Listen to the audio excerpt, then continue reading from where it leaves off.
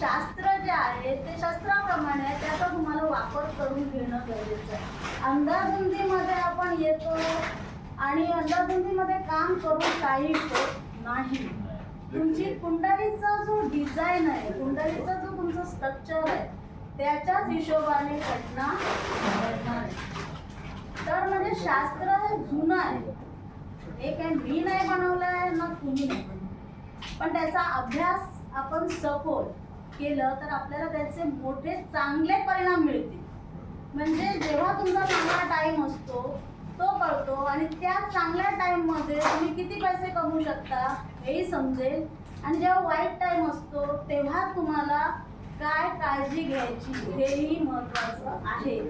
मग याच्यामध्ये आजार समजणार, याच्यामध्ये लग्न समजणार, याच्यामध्ये प्रॉपर्टी समजणार, अशा भरपूर गोष्टी आहेत त्या तुम्हाला याच्यातनं कुंडलीतून समजतं. त्यामुळे कुंडलीचा शास्त्राचा आधार घेणं गरजेचं प्रत्येकाला कंपल्सरी आहे. तुम्ही ठरवायचं कुंडलीला दाखवायचं की नाही दाखवायचं, कारण शास्त्राला तुम्ही प्राधान्य देणं गरजेचं आहे.